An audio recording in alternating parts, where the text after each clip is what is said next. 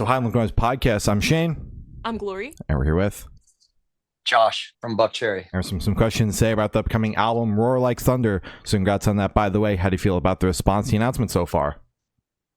Thank you. Yeah, it's been really great. We've already dropped three songs. So Roar Like Thunder, the title track, Come On, and a song called Set It Free. Got 2 videos out there. We've been playing this stuff live. It's going off great, and doing a lot of press and just a lot of great reviews from everybody. So, but we're gonna really know what it's the response when it hits the streets June 13th. But all looks really good right now. Hell yeah. And then you get to immediately hit the road and get to see the fan response to those songs as well. But the album, yes. we got to jam the record. It rips. It's so good. It is incredible. Yeah. Oh, thank you. Really appreciate that. You're welcome. Yeah. We did 5 weeks up in Canada with Steel Panther just recently. I'm at home right now, but we were out there for a while and we got to play Roar Like Thunder live and Come On when the lyric video dropped, and it was just a lot of fun. That's great to hear. Hell yeah. So is there any meaning behind the album title or cover art? Yeah, of course. There's always meaning. Roar Like Thunder, the song is about the rat race. It's about, we are inundated with so much information on a daily basis. It's really hard to get people's attention now. It's really, socially, it's changed a lot with human beings, and I don't know if it's a great thing. I think there's good and bad parts to all of it, but, that's really what the song's about. And as far as the cover art, our drummer, Francis Ruiz, is an amazing artist. And so when we started kind of figuring that out, when he's been in the band now over 5 years, and he's always like drawing and doing stuff on the bus. And we're like, wow, man, this is amazing. And then he started making designs for the merchandise. And then he did this drawing of us, of like this action drawing, the one that you see on the cover, and of us playing live. But it's like the way he does it almost looks like a cartoon drawing, but it's not. I don't know what you'd call that style of art, but as soon as we saw it, we were like, this is amazing, man. This has got to be the cover, and so he's done the whole layout. He not only did the cover, but the whole layout of the record, and he just does so much now for us. We really like it. That's awesome. Hell yeah. Wonderful. I know you mentioned the title track is about, the rat race and the oversaturation of information in this day and age. Is that one of the overarching themes for the record, since it's also the title? There's a lot of that in there, but it's also, staying focused on, your, what you want to achieve in your life.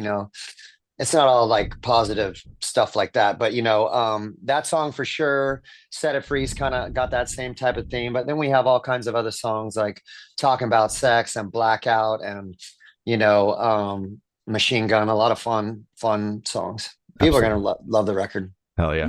Damn straight. So can you tell us a little bit about the writing process for the album?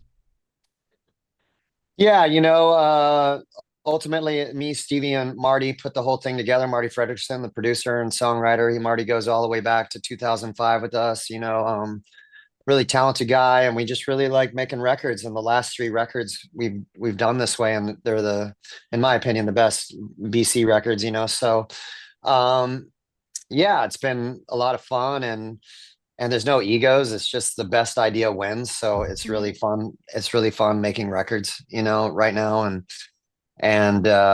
so that's the way it is. And so songs come all different kinds of ways, but I'd have to get specific to talk about that. But ultimately we put it all together, the 3 of us. Gotcha. Wonderful. I'm curious about the timeline for the record, when the writing process started and when you guys had the masters in hand. Rough dates, they don't have to be exact. I don't know the dates on that because we're constantly writing, so for instance, we put out the record volume 10, which is our 10th record, and we go and we tour for 2 years, and we're back and forth, home road. And whenever we do that, Stevie and I get together, and after you tour for a little while, I just start feeling like, God, I want to create. It's time to write some songs. And I tell Stevie that, and then, we'll come up and we'll get like demos together, demos of songs, very rough demos. I'll come home, we'll maybe write and record one, and then we go out on the road, and so on and so forth for about 2 years. And before you know it, we got like 12 songs sitting there. And then when we decide we're gonna get a record together, and we kind of get the game plan with our manager and map out the time and when it's all going to take place, then we fly to Nashville because that's where Marty lives, and we do a 2 week songwriting session. So for 2 weeks, we're up in hotels writing songs around the clock, and it's just me, Stevie, and Marty. We're meeting every day, and I'm recording vocals for 2 hours. Then Stevie and Marty get together and they write a new composition, and maybe Marty comes up with some melodies he likes, and he scats them on voice notes. I get them at the hotel at like 6 p.m. I start writing lyrics to what I like and filling up the holes that, he's like, why don't you take the verse here? Give me a bridge on this one. And, or I'll call him, I'll be like, I really like this, but could I sing it like this, and stuff like that, and we'll just beat it into shape. And before you know it, we'll come out of there with like, most of the time we write the entire record in 2 weeks, but the thing is, Stevie and I are working that songwriting muscle all the way up until the moment we meet with Marty. So, we're preparing for that time with him, and we make it, we're very efficient with our time because we're paying for it, and so, that's the way it works. Yeah, that's why I asked that question, because I know the timeline between the last record and this one was so short. So I was curious about whenabouts you guys got to do it. Yeah. But I'm curious, you mentioned you guys are constantly writing when you're off the road and you're constantly on and off the road. Do you struggle at all with the alternating headspaces of being on tour versus writing? Because I would assume those are two different headspaces for you.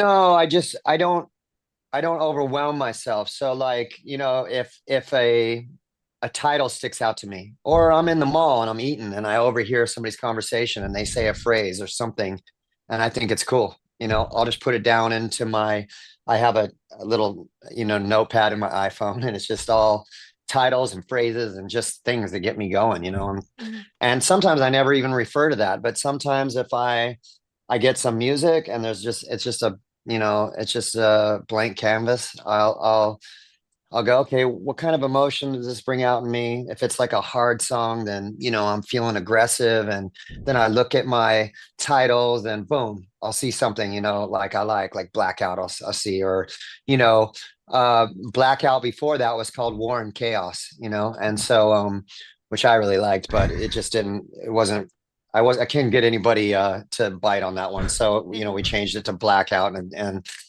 and it's still like one of my favorite songs on the record. But, stuff happens like that, sometimes. And then sometimes I'll just write a song in the shower. Like I'll just come up with melodies and I'll be like, this is good. And I scat it on my phone.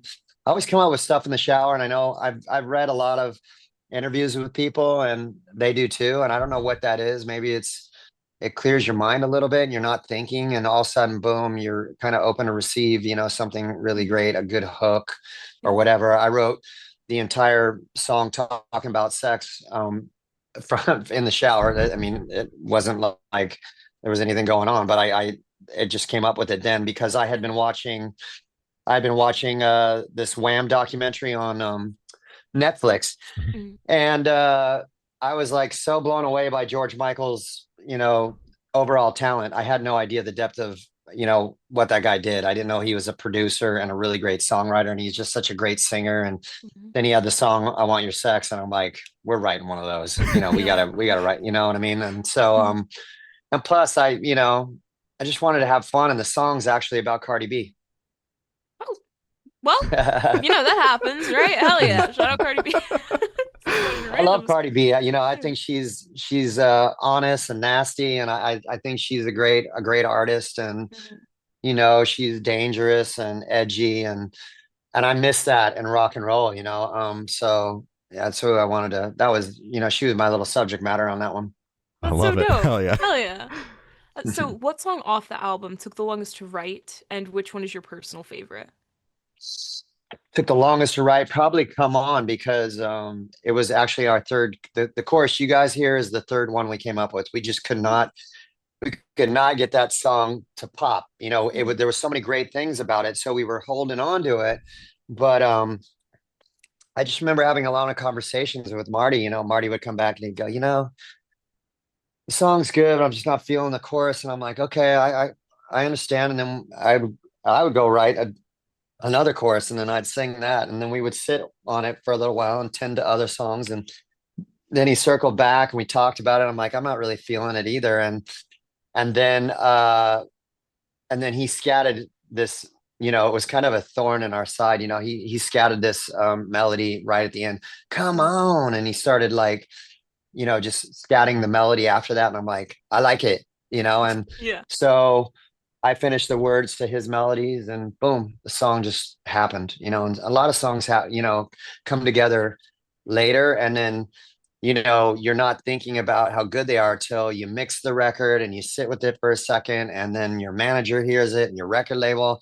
And then all of a sudden you're like, wow, this song's like really good, Yeah. Yeah. and you How's that didn't know happen? it. Mm-hmm.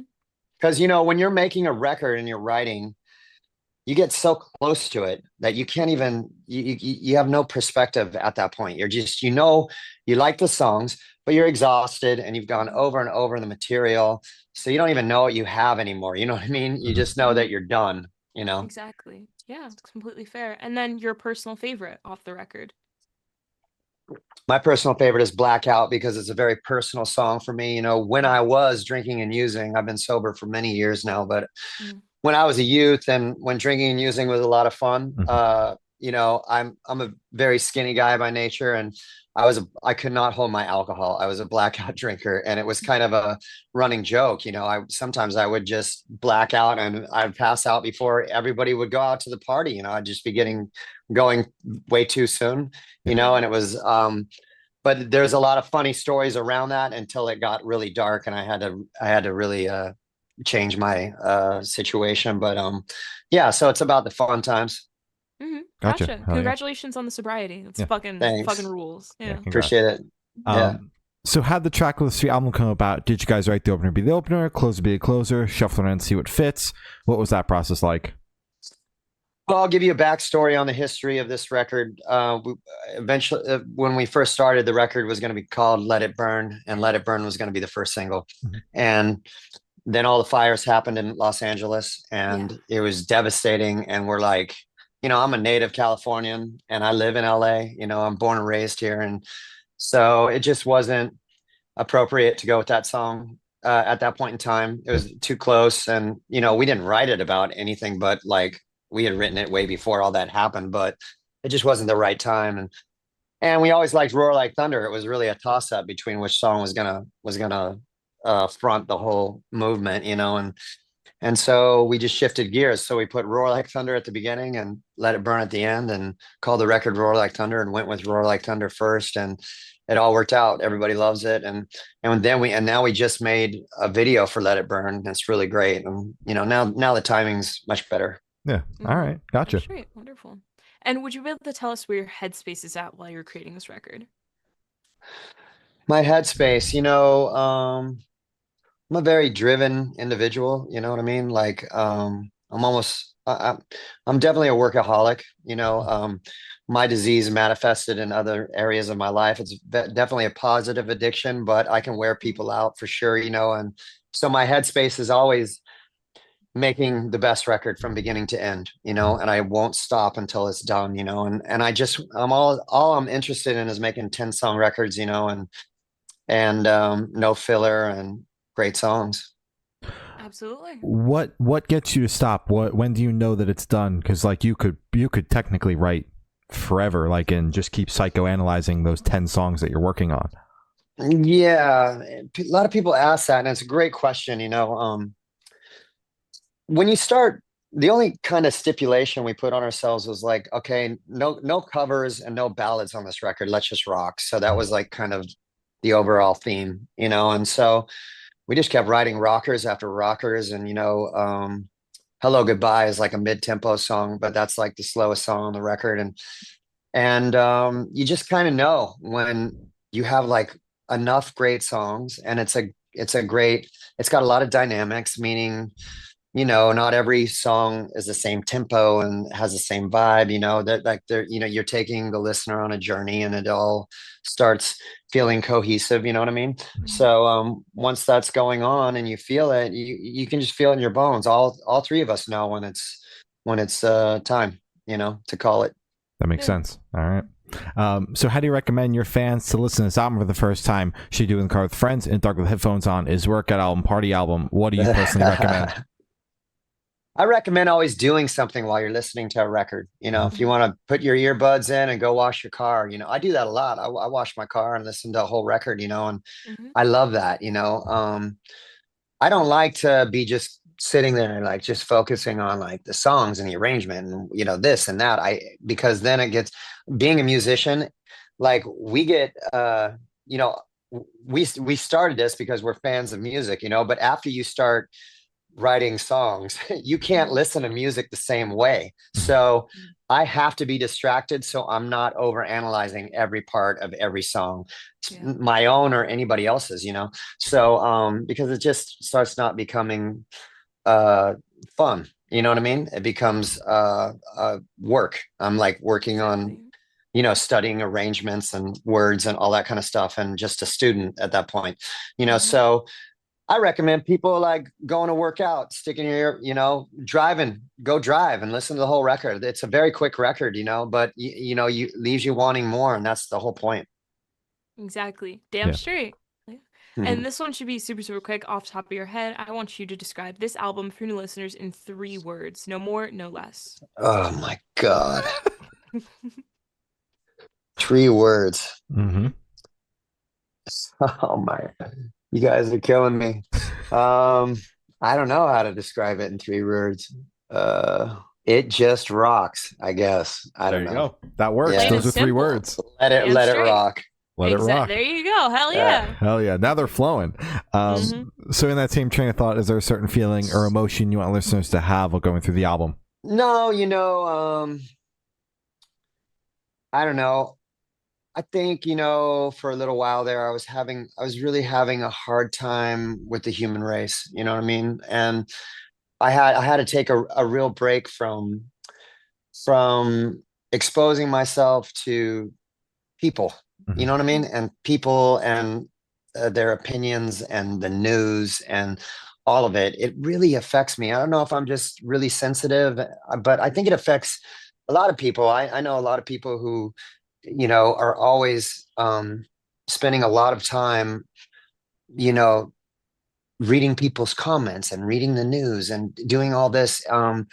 It's disenchanting for me, so I had to really take a break and stop all that, so that I could, come from different places in my being, and create a really great record. So it wasn't just one-sided. That makes sense. And are you able to touch on any particularly challenging or standout moments during the creation of the album, positive or negative? Well, I already talked about Come On. That was probably the most challenging song, as we had to write and rewrite and rewrite. Some of the, big moments were songs like Let It I Go Boom was a big moment, because well, Marty would sing stuff to me, and it would be in a range where it was kind of my upper mid range. And so what happened was I sang like 4 songs in this key that Marty wanted me to sing the songs at. And so we sat with the songs for a second until we went to go like, get everybody else's tracking done.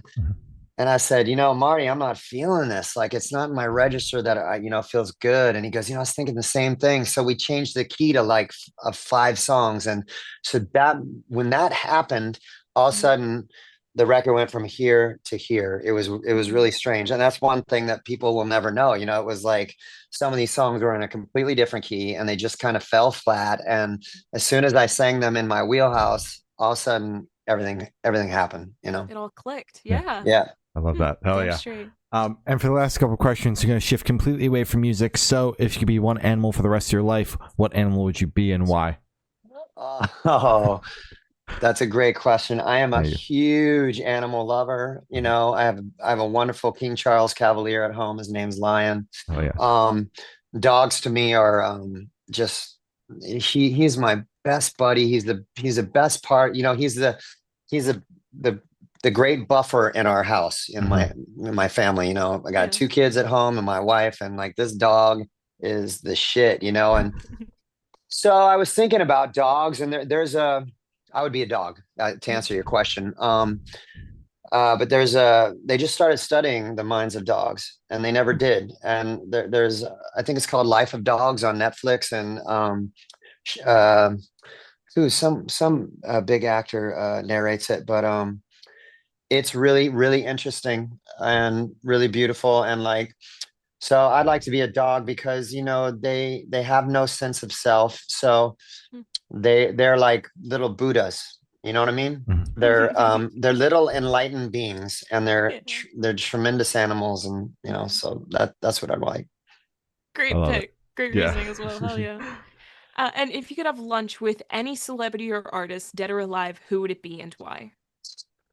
Oh, it'd definitely be Prince. Prince. I just love Prince. I'm still heartbroken that he's not around. I thought he was one of those artists that was going to really age gracefully and just be incredible till the day he died. And I know he would have been if you know, if that didn't happen to him. And I just think I think he was an old soul too. You know, I've seen like him. There's some footage of him when he was a kid in Minneapolis, and there was something going on in his neighborhood, and they interviewed him, and he is just so mature for how young he was, you know, and so sharp, you know, and such an incredible talent, you know. And we got to play his club that was in Purple Rain. What is that club's? I don't know why I'm drawing a blank. Something Avenue in Minneapolis. Anyways, we sold it out on First Avenue. We sold it out on our on the 15 tour, right? That's right. And so I'm telling the story because everybody went to Paisley Park on a day off, and I'm the only one who didn't go because I was just really tired and I just wanted to rest. I didn't want to go, you know. It was my only day off before I had to sing like a lot more, and I wish I would have gone, but everybody went. And the guy who runs Paisley Park, he was like, "What band are you guys?" And I said, we're in Buckcherry. He goes, "Oh, Buckcherry, the crazy bitch," you know. And so, and he goes, "Oh, you guys sold out First Avenue. We were there." I was like, "What?" Whoa. I go, "What did he say?" He said they were there. Him and Prince, they were there, like in the, you know, somewhere where no one could see them, but they checked it out. I go, "Are you kidding me?" You know what I mean? Like that, like made my whole year. You know what I mean? And so anyways, yeah, we sold out First Avenue. Prince is a huge inspiration for me. You know, I was listening to much different music, and I would sneak in my sister's room and listen to her records, and she had this record called Love Sexy, and you know, he's basically naked on the cover, and I was just like, what's this dude all about? And I started listening to him when I was a teenager, and just thought he was fearless and amazing, and you know, just incredible, way ahead of his time all the time. Oh, 100%. That's so dope. Love it. And for this last question, boom, you're on a desert island. You can bring one movie, one album, and one person. Who and what are you bringing? Oh, man. I would probably bring Burn After Reading, my movie. Okay. One album. Mm-hmm. Oh, that's so tough. That's so tough. Probably Purple Rain. Okay. And then one person. Who it definitely have to be a female. You know, I'd bring naturally my wife. So I gotta your wife. Good call. Yeah. So I don't want to hang out with just a dude for the rest of my life, you know, because then it would you know, eventually there'd be nothing left but to, not that that's bad in any way, but it's just, you know, I'd pick a female. There you go. That's plain fair enough. So as I said, that's all the questions we have today. Is there anything that you would like to plug? Anything that I plug? Roar Like Thunder, our full-length record drops June 13th. It's so good. You can pre-order it right now and get 3 songs. Roar Like Thunder, come on and let it set it free, and you're gonna love it. Hell Damn yeah. straight. All right. Well, thank you. Sound's been Josh from Buckcherry, and we have been the Good Noise Podcast.